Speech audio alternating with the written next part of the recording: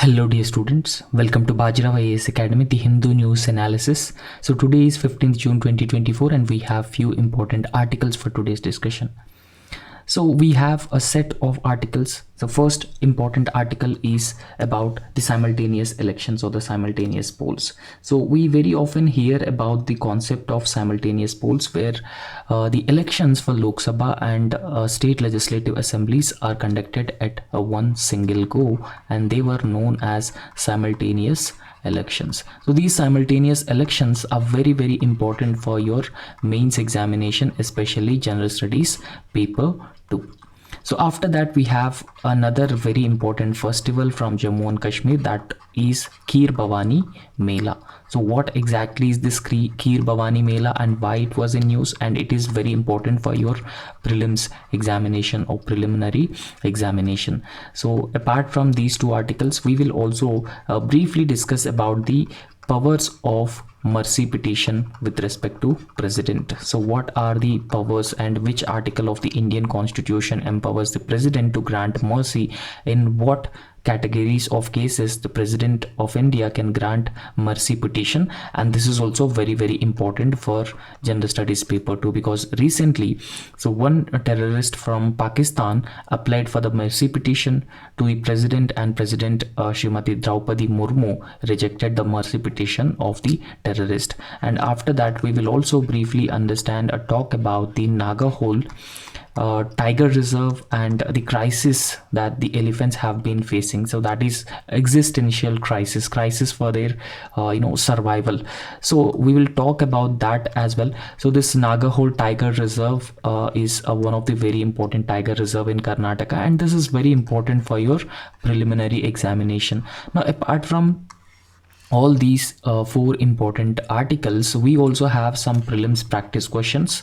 So we will also try to solve those prelims practice questions. The one question that I have given to you regarding Satnamis, I hope all of you know the answer of this Satnamis question. And apart from that, I have also given you one more practice question, that is with respect to the Vishaka guidelines. So these two questions are very important. So let's get into the discussion, and first we'll try to solve the first prelims practice question. The question was, Satnamis, who is a sect comprising of peasants, artisans and untouchables, they rebelled against the mighty Mughal Empire during the reign of which of the following Mughal emperor? So as I have already told you, the correct answer for this question is option C, Aurangzeb. So during the reign of Aurangzeb, Satnamis there was a rebellion against the mighty Mughal Empire, right? So when we look into the explanation of this particular question, so who were the Satnamis? Satnamis were predominantly belonged to the scheduled caste sect. Okay, so most of the followers of the Satnami sect were the scheduled caste group of people, and they mainly located in Chhattisgarh and parts of Madhya Pradesh in central India. However, when we talk about the most important personality from this Satnamis, so Guru Ghasiya Das, an 18th century saint, and he usually revered as a spiritual leader of Chhattisgarh Satnamis. So therefore you need to remember Satnamis and where they are located, and Guru Ghasiya Das is a revered saint who belonged to the Satnami sect. Now when we talk about this revolt against Aurangzeb, so when Mughal Emperor Aurangzeb has followed anti-religious policy, when he imposed irrational tax demands on Satnamis, the Satnamis have rebelled against Aurangzeb. So this has led to a significant rebellion in Punjab and Haryana regions. Despite facing severe suppression from the Mughal army, so they fought valiantly for their rights. Right? So the correct answer for this question is option C, Aurangzeb.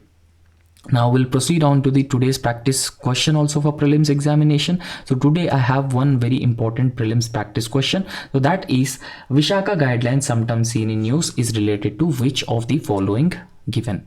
So option A, improving the child sex ratio. Option B, raising legal age of marriage for women. Option C, assisted reproductive technology. And option D, sexual harassment of women at workplace. So this is also important and easy question. Please try to answer this question in the comment section, and I'll be providing you the correct answer in tomorrow's class, right? So today we have very important articles to discuss. As I have already told you that the first very important article with which we are starting this discussion is simultaneous polls, right? So Law Ministry plans to place a report on simultaneous polls before the cabinet at the earliest. So Ramnath Kovind, so he was the former president of India, and under the chairmanship of Ramnath Kovind, a committee was appointed to make recommendations on the feasibility of conducting simultaneous polls across India for Lok Sabha and state legislative assemblies. Right, now we'll understand the context of this article, why it was given in the news, and what is it talking about. So recently, a report of the committee, which is led by former President of India Ramnath Kovind, on one nation and one election. So this simultaneous election is also called as one nation and one elections, or simultaneous elections. So this particular report on one nation and one election could be placed before the Union Cabinet as part of 100-day agenda by the Law Ministry, or under 100-day agenda of the Law Ministry. Now what the panel had recommended, we will go through this. So the panel had also proposed setting up an implementation group. Now whenever they established this implementation group, the task of that particular group is to implement the recommendations made by this particular committee, right? So it has recommended setting up an implementation group to look into the execution of recommendations which are being made by this particular committee. And in fact, overall, the committee had recommended around 18 constitutional amendments. We all knew that Article 368 talks about the constitutional amendment, right? So Article 368 talks about the constitutional amendment, and overall it talked about 18 constitutional amendments must be amended.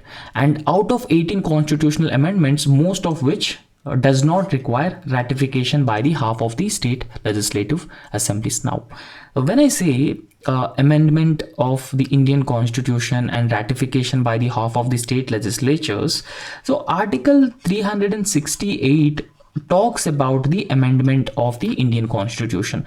Now here we talk about three types of amendments. So first type of amendment is a simple majority.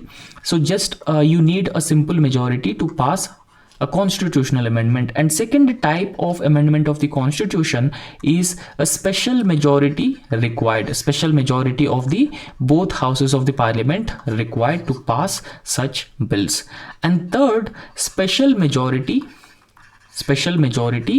plus half of the state legislative assemblies should ratify such bills. So for example, in case if it is related to the federal aspects of federal matters, so then it must be ratified by the at least half of the state legislatures along with the special majority in the both houses of the parliament. And these are generally the three ways constitution can be amended in India. So however, the recent recommendations made by this particular panel had recommended that around 18 constitutional amendments, most of which will not need ratification by the state legislative assemblies. Okay, so in fact, they don't require ratification by the state legislative assemblies. Okay, so apart from that, the constitutional amendment bills would need to be passed by 2/3 of the majority. So that is known as the special majority in the parliament. Okay, so most of the recommendations which are being suggested by this particular committee require the constitutional amendment with the special majority. However, a very less number of recommendations actually required a special majority with the consent of half of the state legislatures. So however, in fact, Law Commission also made some recommendations with respect to simultaneous polls earlier. Now, what sort of recommendations that Law Commission has already made in this regard? So the Law Commission has recommended holding simultaneous elections for all three tiers of government. Okay, so in fact it has recommended simultaneous elections for all three tiers of government. For example, Lok Sabha, state legislative assemblies and local bodies constitute the three tiers of government from 2029, right? So recently we have conducted elections for 2024 Lok Sabha, and in fact Law Commission has recommended conducting simultaneous polls for all these three tiers of government across different levels in 2029 general elections, right? Now we briefly understand the recommendations of this high level committee on simultaneous elections, right? Under the chairmanship of former President Ramnath Kovind, it has made certain recommendations. Now what sort of recommendations it has made? The first and foremost, it has recommended to make a transition to the simultaneous elections. Now how the election cycle has been taking place in India as of now. So in fact, if you look at the election cycle in India, not all states elections, legislative assembly elections are conducted with the Lok Sabha elections, right? So because of a number of challenges, for example, if any state due to the no confidence motion is being introduced, and due to lack of majority, if government fails to prove its majority in the floor of the on the floor of the house, then immediately there will be a need for conducting elections, and the new government will work for another 5 years. So therefore there is no synchronization when it comes to conducting elections across the country. So keeping in mind various challenges and various benefits of conducting these simultaneous elections, so such committee was appointed to look into the feasibility of conducting simultaneous elections, right? So in fact, this particular committee has recommended amendment to Article 82A, right? So it has recommended amendment to Article 82A. Now what is this Article 82A, to which constitutional amendment was recommended by the high level committee on simultaneous elections? So Article 82A in fact empowers the president. Okay, so it empowers the president to designate an appointed date. Okay, so there will be an appointed date for the commencement of these simultaneous elections to the House of People and the legislative assemblies. So in fact, the state legislative assemblies which are going to poll after this date would have to synchronize their terms with the parliament and facilitating a simultaneous election. Now if I can tell you that, imagine that the President of India had recommended a date of 2029 for for example 2029, if we are planned to conduct the simultaneous elections for Lok Sabha and state legislative assemblies, imagine that the President of India notified a date 2026 August under Article 82A, and a president appointed date is 2026 August, right? So in this date, majority of the Lok Sabha and state legislative assemblies are being held. So however, whatever states which conduct elections after the 2026, so their term must be only for 3 years up to 2029, so that the fresh elections would be conducted. However, it would be very difficult because Constitution has provided the state governments also enjoy a term of 5 years. So it remains to be seen if state governments will agree for this 3-year term, so that we can synchronize the Lok Sabha and state legislative assembly elections here. And after that, the term of synchronization of elections of Lok Sabha and state legislative assemblies. So this high-powered committee on simultaneous elections has also made certain recommendations. So if these recommendations are accepted and implemented after the 2024 Lok Sabha polls, the first simultaneous elections are going to be held in 2029. Okay, so if all these recommendations are accepted and implemented by the government, and if the government shows the will to implement such recommendations made by this high level committee, there is a high chance that the simultaneous elections will be held in 2029 itself. Right, so we'll understand briefly what are the arguments in favor of conducting simultaneous elections and what are the arguments against conducting simultaneous elections. Now, first and foremost, we'll have to understand the cost efficiency of conducting such simultaneous elections, because it is believed that when we conduct these simultaneous elections, so they help us significantly reduce the cost. Okay, so it will help us cutting down the cost, and it will also significantly reduces the expenditure on the electoral processes that is being incurred by both central and state governments also. And in fact, with a single electoral roll for all elections, the administrative resources, because when multiple elections are being conducted at multiple levels, at the local level and at the state legislative assembly level, and for the Lok Sabha also, the election commission has to update these electoral rolls, and it has to publish these electoral rolls at different points of time in a year.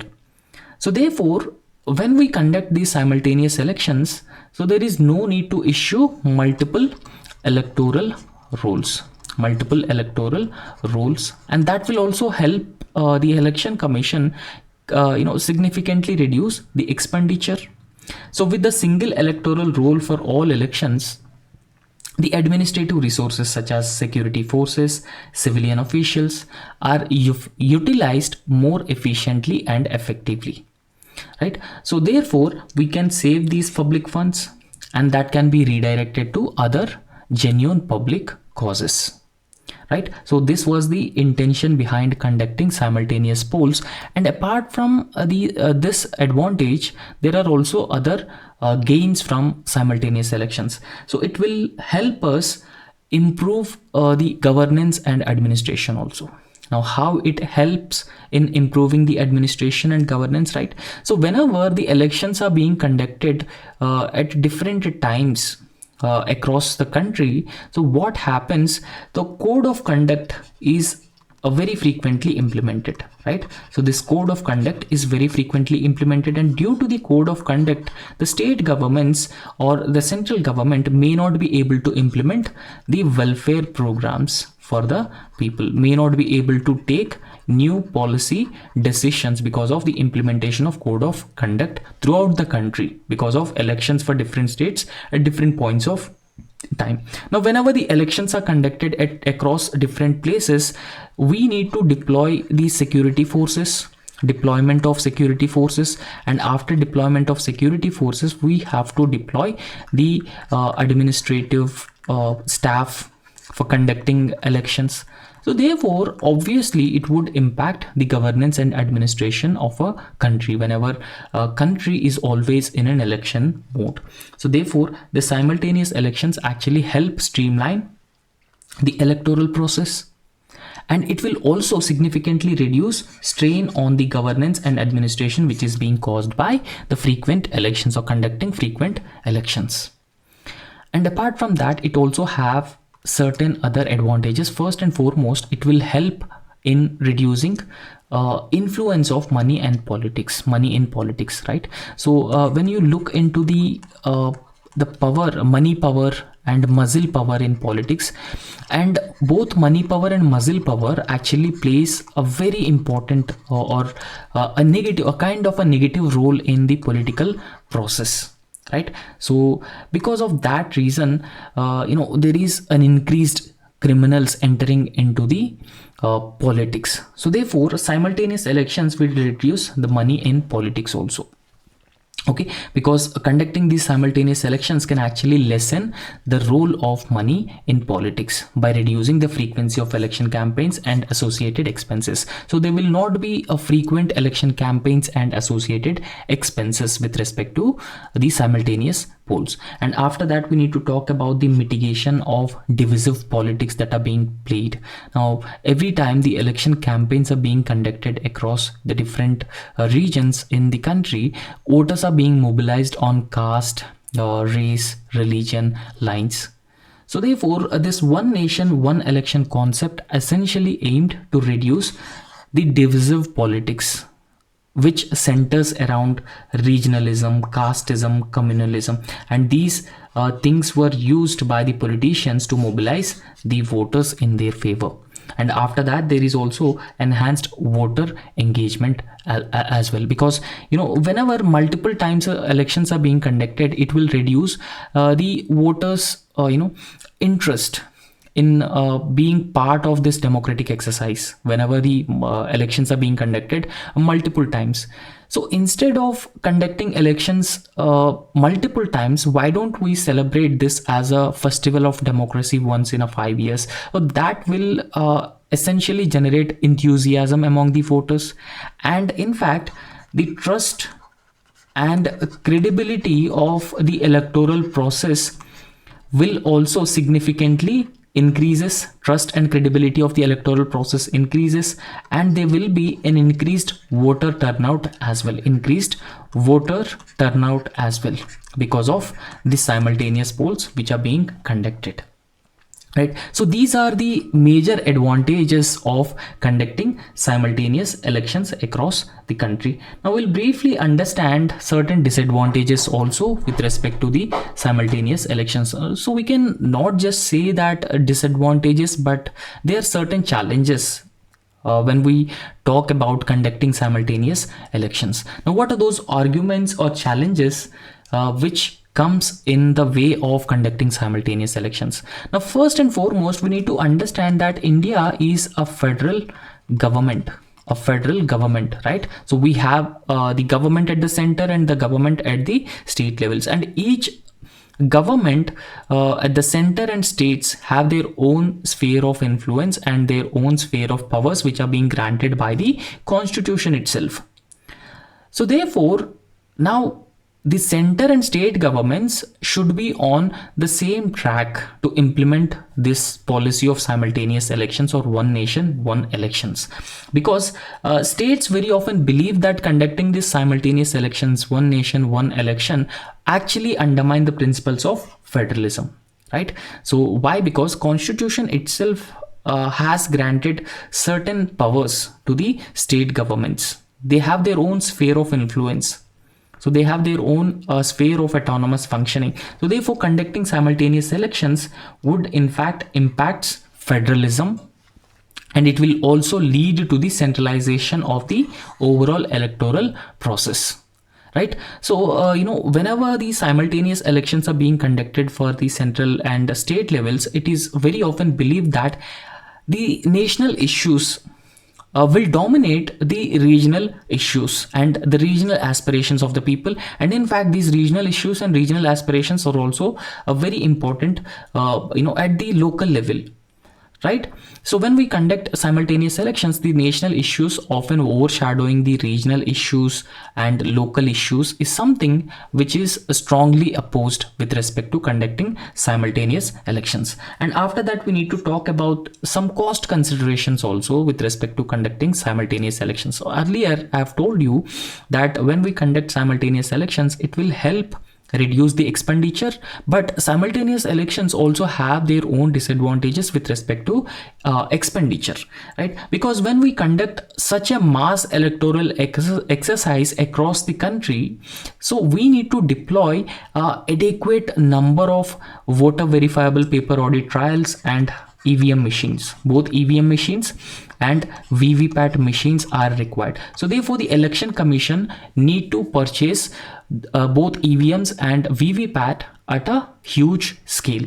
So this will also have some kind of this will also increases expenditure on the part of the election commission, right? So this can also be a financial burden on the election commission while conducting such simultaneous polls. And after that, we need to talk about security implications whenever we conduct simultaneous polls. Now, no doubt, simultaneous polls is a massive electoral exercise which is conducted across the country. So, in order to ensure smooth conduct of elections across the country, we need to deploy most of our security forces to these polling booths across the country to ensure peaceful, polling. So this is where there is we will not be able to ensure the national security, because we need to deploy excess amount of security forces to ensure peaceful conduct of these elections. And deploying the large number of security forces for election duty could potentially weaken national security, and it diverts them from border protection also. So in this context, what should be the way forward whenever we talk about conducting simultaneous elections? So what should be the actual way forward on this? So first and foremost, there is a need to club elections first.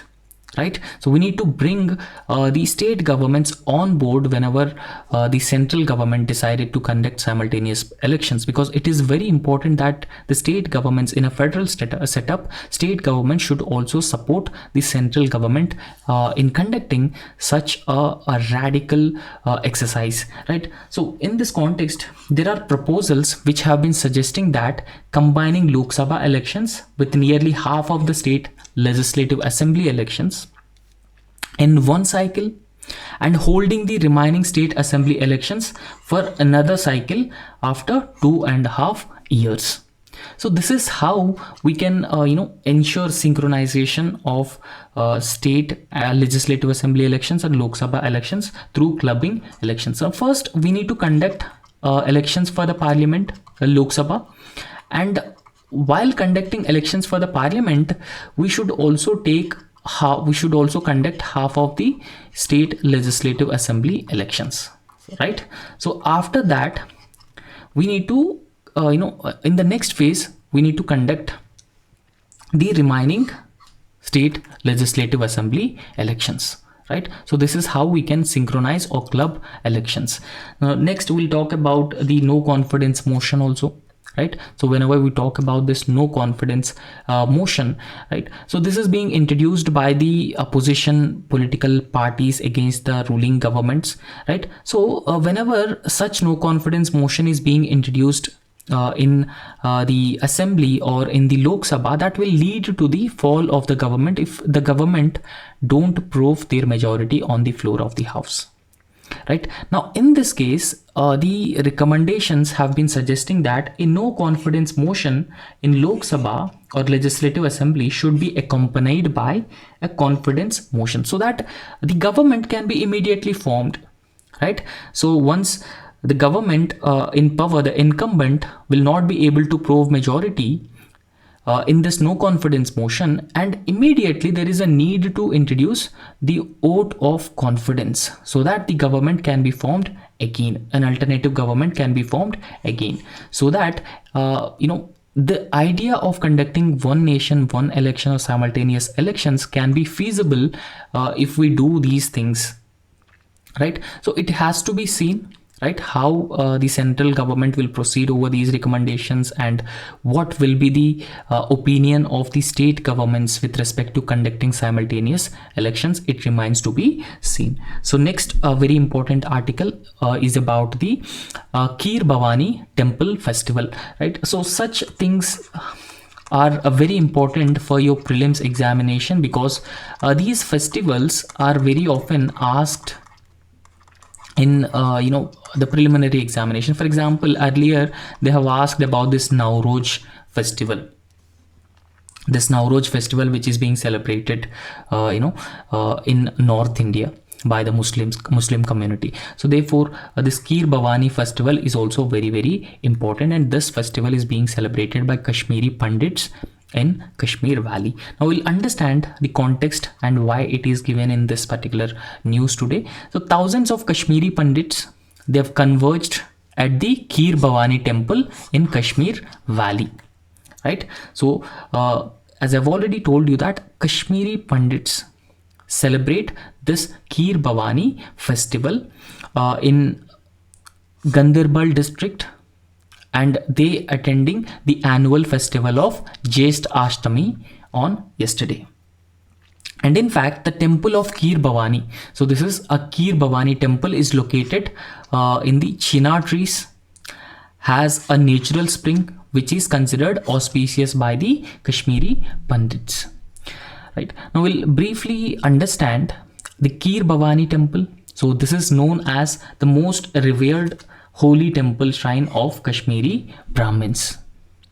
Right, so a goddess Ma Rangya Devi, goddess Mata Rangya Devi, is symbolized as a sacred spring at Tulamula village.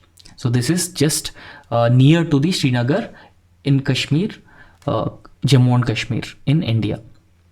And in fact, the spring of Kheer Bhavani is quite large and is always been held in veneration by the Brahman population of Srinagar, especially the Kashmir Pandits.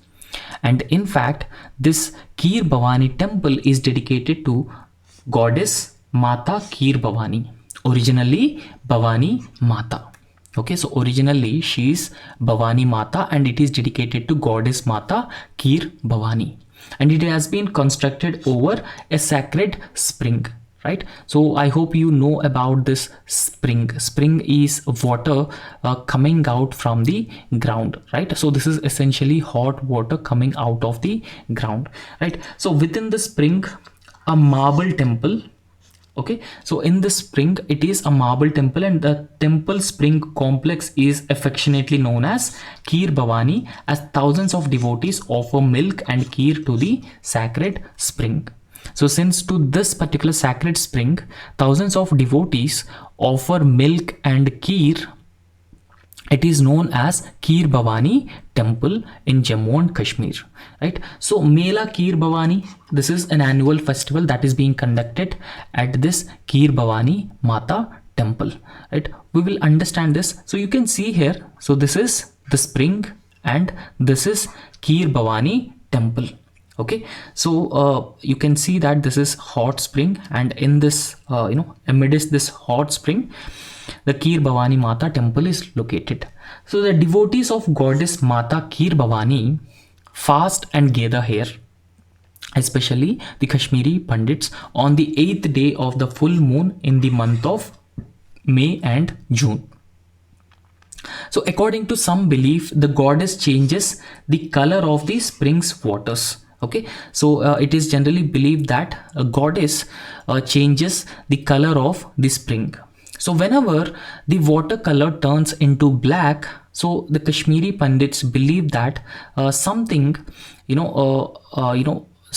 a disaster is coming. Okay, so which ascribe to a different manifestations of the goddess Mata Kheer Bhavani. So turning color into shades of black is supposed a signal of approaching a disaster. So if the spring water color changes into black, the devotees believe that a disaster is approaching. And when Kashmiri Pandit exodus took place in 1990s, so there was such incident that this spring water at Mata Kheer Bhavani temple turns into black. Okay, so that is this Mela Kheer Bhavani festival at Mata Kheer Bhavani temple in Kashmir.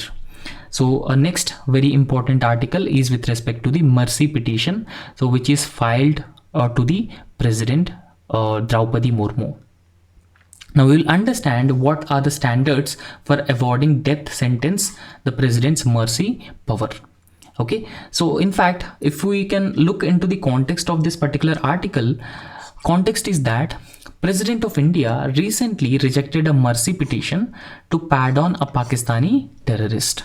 So he was a Pakistani terrorist and he was associated with a terrorist group called Lashkar-e-Taiba, and that has attacked Red Fort, led to the killing of civilians and the security forces. Now what exactly is this mercy petition? For example, whenever the Indian courts have imposed a death penalty on any individual, so as a measure of last resort, those individuals file a mercy petition to the president. to pardon them from this death penalty. So if the president convinced that if president granted a death penalty to the individual who had awarded the death penalty, so then he would be given a mercy. Okay, so he would be exempted from death penalty. Now we'll understand some president's pardoning powers under Article 72 of the Indian Constitution. Now Article 72 of the Indian Constitution actually says that so president shall have the power to grant pardons. Right. So a pardon is a relief which is being granted by the president to any convicted individual. In this case, when we talk about this mercy petition, the individual is convicted with the death penalty, right? So if president grants a mercy to the convicted individual with the death penalty, then that individual would get relief. Okay, so grant pardons, reprieves, respite, or remission of punishment, or to suspend, remit, and commute the sentence of any person convicted of any offense, and that is dealt with Article 72 of the Indian Constitution, Article 72, and it talks about the relief which is being offered, or the pardoning power of the president, right? So cases as specified by Article 72, right? What are the cases under which the president has the pardoning powers? The first, in all the cases where the punishment or sentence is being given by the court martial. So this court martial is with respect to the armed forces. So whenever any of the armed forces personnel did any crime, so then a court martial will be constituted, and court martial can award any punishment to that particular individual. The punishment should be in proportion to the crime that he or she has committed. And next, for any offense against any law which is relating to the matter to which executive power of the union extends. And third is a sentence of death. So in all these cases, the pardoning power of the president generally extends. Okay, so president can grant pardon in all those cases. Now, what is the nature of pardoning power? It is also very important. The nature of pardoning power actually means that can president on his or her own take decisions regarding the pardoning power or pardoning of any convicted individual. Is it a discretionary power of the president? So that is what we will be understanding about the nature of pardoning power.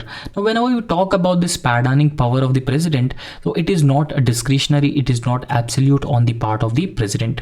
Rather, president should act as per the aid and advice of the Council of Ministers, right? So there is a Council of Ministers to aid and advise the president. So therefore, whenever president decides these mercy petitions or providing pardon to any convicted individuals, the president must act as per the aid and advice of the Council of Ministers, right? So this has not been discussed in the Constitution, but it is actually a practical truth that president generally don't have the discretionary power to act his or her own. Rather, he need to act as per the advice of the Council of Ministers. So apart from that, the Constitution does not provide any mechanism so which actually questions the legality of decisions which are taken by the presidents and governors in exercise of this mercy jurisdiction. And in fact, the pardoning powers are not just with the president. In fact, the governor of the state also have the pardoning powers within his jurisdiction, right? So therefore, Constitution does not provide any mechanism to question the legality of the decisions which are being taken by the president. However, Supreme Court in one of the judgment, that was Ipur Sudhakar and ANR versus Government of Andhra Pradesh case 2006. So in this particular case, what the Supreme Court has held was it has given a small window of judicial review of the pardoning power of the president. Now, for example, imagine that the president has taken any decision regarding the pardoning power taken any decision to pardon any convicted individual, so that decision would become part of the judicial review. So judiciary can review that decision to make sure that this decision is not taken in an arbitrary manner by the executive, in general, president in particular. And in fact, the the pardoning power of the governor is in the article 161 of the constitution, and the pardoning power of the president is in the article 72 of the constitution. So therefore, in this context, please remember Epuru Sudhakar and ANR versus Government of Andhra Pradesh case 2006. Under this case, the Supreme Court has brought the decisions regarding the mercy petition and pardoning powers of the governor and the president under the judicial review. So the next very important article is with respect to Naga Hole Tiger Reserve, right? So Naga Hole Tiger Reserve is one of the tiger reserve in the state of Karnataka, right? So it is located in the state of Karnataka.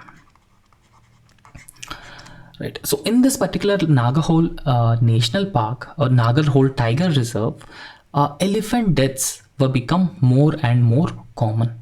Now the context is that Ashwatthama, so it is a 30-year-old elephant, was died of electrocution.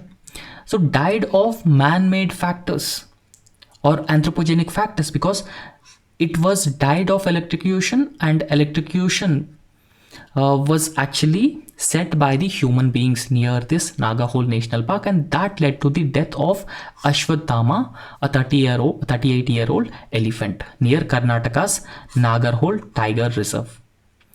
And after the death of Ashwatthama, High Court of Karnataka takes this as a suo motu. Okay, so takes this case on its own and initiated a public interest litigation petition to inquire about this incident. So what caused the death of this elephant? So we already knew that electrocution has caused the death of the elephant, and why the electric lines were set up at that particular place. So despite this, this Naga Hole Tiger Reserve is one of the ecologically sensitive areas, and therefore it has attributed to a lack of care and diligence by the concerned authorities, and that led to the killing of this particular elephant. Now when we talk about the deaths of elephants that were taking place, it generally comes under the man-animal conflict, right? Man-animal conflict. Now the man-animal conflict is essentially primarily because of the increased human activities, whether it is because of the increased agricultural activities, hunting and poaching activities that are being carried out in these forest areas, and the developmental projects that actually takes place, that actually lay in between these tiger reserves and national parks. So all these factors are the major reasons for the man-animal conflicts, because we very often hear about the highways and railways are being built in between these tiger reserves, in the middle of these tiger reserves and national parks. And we also very often hear about in Assam, the trains in Assam, elephants were hit by trains. So all these are examples of man-animal conflict, and death of Ashwatthama is because of the man-animal conflict. So a brief detail about this Nagar Hole Tiger Reserve. Now this is where in Karnataka Nagar Hole Tiger Reserve is located, and this Nagar Hole Tiger Reserve is also a national park in Karnataka. Apart from Naga Hole National Park, there's a Bandipur National Park, Bannerghatta National Park, again in Karnataka, Dandeli Anshu National Park, and this Molen National Park. So these are the most important national parks in Karnataka. And after that, you can also see the Silent Valley National Park of Kerala, and Indira Gandhi National Park in Kerala and Tamil Nadu borders, right? So these are different national parks in the south, so they are very important. You may get questions on these national parks, so just remember. So in fact, this Nagahole Tiger Reserve is located in Western Ghats in Karnataka, and this spans over around 650 square kilometers, right? So we all knew that this is where these Western Ghats are located across the western coast, right? So earlier there was also a question that Western Ghats was spread over how many states. So therefore they spread over Gujarat, they spread over this Maharashtra, Karnataka, Goa, Kerala, and even Tamil Nadu also, right? So in fact, when we talk about this Nagahole Tiger Reserve, it was first declared as a wildlife sanctuary in 1955, and then it was declared as a tiger reserve in the year 1999. So therefore it was in 1999 it was declared as tiger reserve, and in fact it is part of the Nilgiri Biosphere Reserve. Now this is where Nilgiris are located, and this is the region which is known as the Nilgiri Biosphere Reserve. And this Nagahole Tiger Reserve is recognized as an important bird life area or bird area. Project Tiger and Project Elephant are also being implemented in this Nagahole Tiger Reserve. And apart from that, when we talk about the management and the responsibility to manage this Nagahole Tiger Reserve was given to the Karnataka Forest Department. And it has also been undertaking efforts for the conservation, ecotourism, and community engagement to protect flora and fauna and elephants and tiger populations in this Nagahole Tiger Reserve and National Park. So the reserve is crisscrossed by several important rivers such as Kabini River, Lakshmana Tirtha River, and Moyar River. So all these rivers are actually crisscrossing in this Nagahole Tiger Reserve. Now it is very important that these rivers which are flowing across these national parks, tiger reserves, were also asked earlier in the UPSC, so therefore it is also very important here. Now when we talk about the flora and fauna that is available in this Nagahole Tiger Reserve, it is known for diverse ecosystem. So diverse ecosystem including tropical and moist deciduous forests, and it is also home to a variety of wildlife such as tigers, leopards, elephants, gaur, and several species of deer and birds. So these are all species available or found at this Nagahole Tiger Reserve, right? Now when we talk about certain protective measures that are undertaken, especially for the purpose of Project Elephant, so a number of measures were taken, right? So when we talk about this Project Elephant, it was first launched in the year 1992, and it is also one of the centrally sponsored schemes. There are two important schemes, central sector schemes and centrally sponsored schemes. Now when we talk about the centrally sponsored schemes, there is a separate funding pattern for state and central governments in these centrally sponsored schemes. Now, what are the objectives of launching Project Elephant? So it has a set of objectives. First and foremost, to protect the elephants and their population in the habitat and the corridors also. So there are certain corridors which are being established across the different protected networks, okay, so that it will facilitate the migration of these wild animals from one place to another place without any interruption, without any man-animal conflicts. And after that, it will also addresses the man-animal conflict, because whenever we build these green corridors, so that will reduces or declines the interaction of these wild animals with the human beings. And the welfare of captive elephants is also one of the objective of Project Elephant, and it in fact covers 23 states across India. Right. So which ministry, the nodal ministry with respect to Project Elephant? The nodal ministry is Ministry of Environment, Forest and Climate Change is the nodal ministry, and it also provides financial and technical support for major elephant range states in the country. So through this Project Elephant. And in fact, so Project Elephant contributed to the increase in the wild elephant population from around 25,000 in 1992 to around 30,000 in the year 2021. So therefore there is a significant increase in the wild elephant population, and that is a major milestone because across the world the wild elephant population has been declining, but in India, so it is a positive and optimistic number that the elephants were increasing. Now we'll understand the status of elephant conservation in India.